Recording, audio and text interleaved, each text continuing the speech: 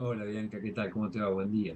Buen día, Eduardo. Bueno, siempre estás muy solicitado, ¿no? Siempre Mm. queremos dialogar con vos, saber tu punto de vista, en este caso y esta semana, a partir de los recurrentes accidentes en moto que tuvimos. Y el interrogante, como decía recién, es ¿accidente o imprudencia?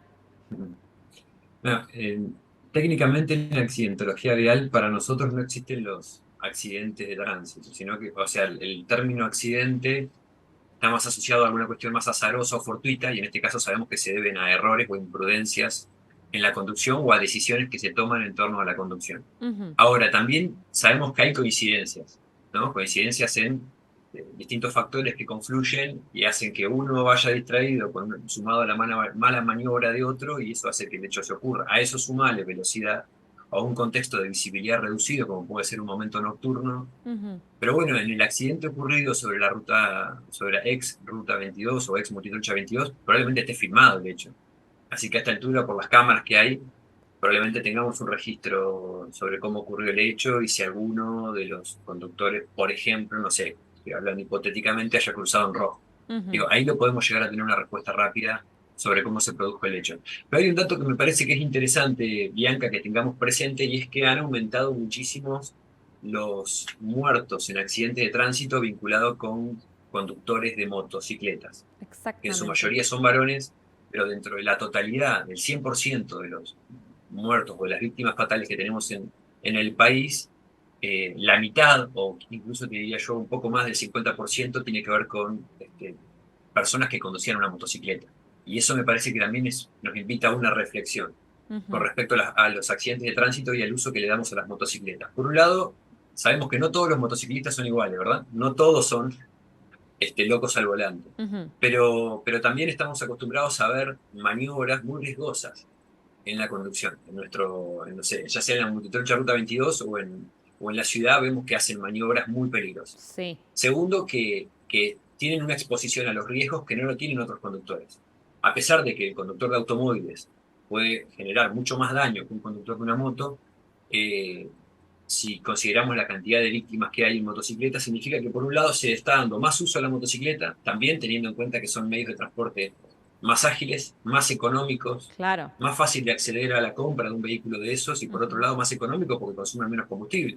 Y encima hay una exposición a los riesgos mucho mayor, porque por más casco que tengas, sabes que corres mucho más riesgo del resultado que sea lesivo o mortal. Sí. Entonces creo que todos estos factores me parece que están dando esta respuesta, ¿no? De por qué hay tantos accidentes de tránsito con motocicletas. Ujú.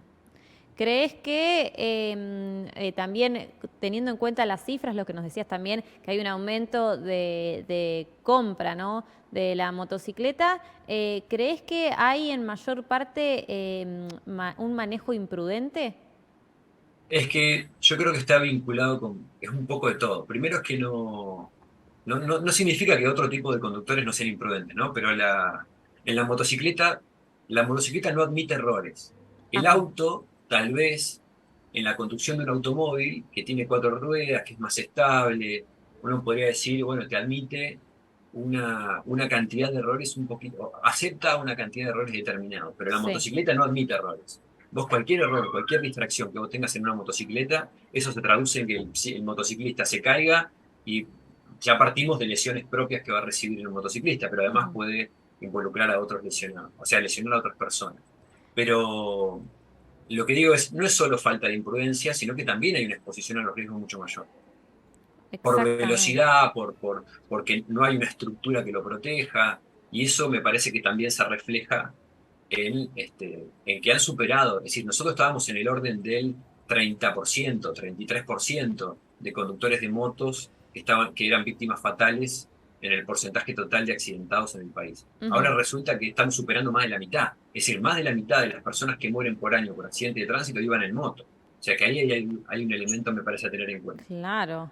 Eduardo, y también da la sensación, ¿no? Para uno que maneja, que la moto intenta sobrepasar a los autos, ganarle a los autos en el sentido, por ejemplo, hay un embotellamiento y lo que podemos ver siempre son las motos que pasan así por los autos esquivando, y muchas veces pasa eso, ¿no? Que el auto de repente, o sea, la persona que va manejando se sorprende con una moto que viene a alta velocidad, que no la ve venir, ¿no?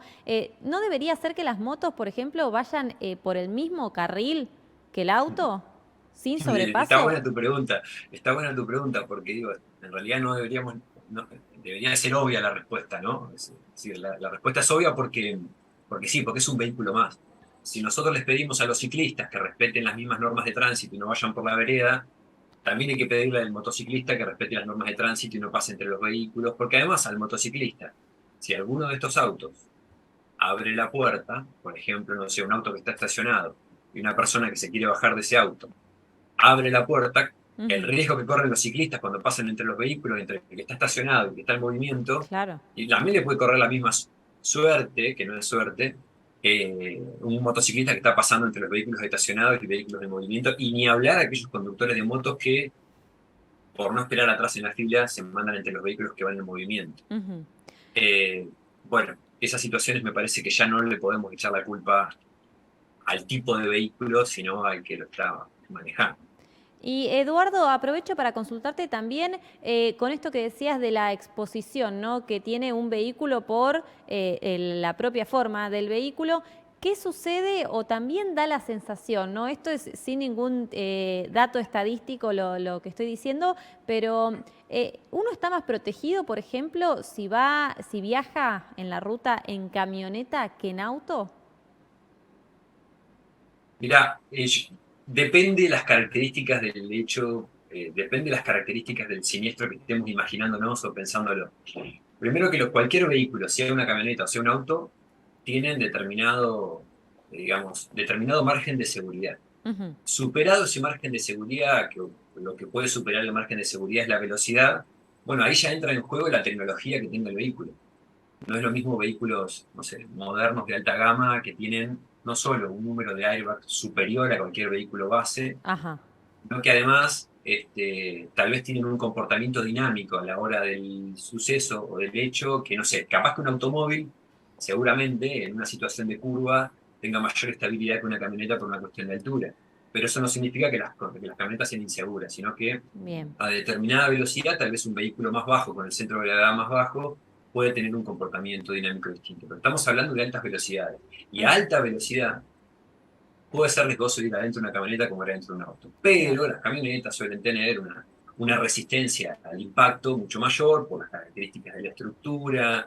Podría darte infinidad de marcas de camionetas que tienen estructuras muy fuertes y por lo tanto una resistencia al impacto y a la deformación, que además tienen una tecnología que también no tienen los autos dentro de la estructura autoportante, que tienen sistemas de deformación programado que hacen que se comporten o que absorban mejor la energía de una colisión. Pero claro Claro. está que, y lamentablemente, que están menos expuestos a los riesgos quienes tienen la posibilidad de comprarse un vehículo más caro, ¿no? Ajá. Es Porque un tiene mayor dato, tecnología.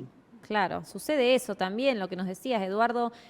Con la pandemia, por ejemplo, las motos comenzaron a comprarse muchísimo más, por esto de lo que decíamos, más baratas, más barato también la nafta, y lo mismo sucede con los autos, ¿no? Sí, Eh, totalmente, totalmente. De hecho, hubo una merma en la compra de vehículos que también tiene que ver con los precios y todo esto, ¿no? Que el poder Totalmente. adquisitivo seguramente y que sea más fácil acceder a una motocicleta. Pero también hay que tener presente que los pocos elementos de seguridad que están disponibles para circular con motocicletas, por ejemplo el casco, Ujú. digo, también tiene fecha de vencimiento, de caducidad, hay que tener presente eso. Ajá. Hay que revisar cómo funcionan esos cascos, si están en condiciones, si no están en condiciones. Y otra cosa que estamos encontrando, Bianca, mucho en nuestra ciudad, es la utilización de otros tipos de movilidad o micromovilidad, como son los Claro, los monopatines. monopatines. Claro. Y el que anda en monopatín no usa casco. Sí.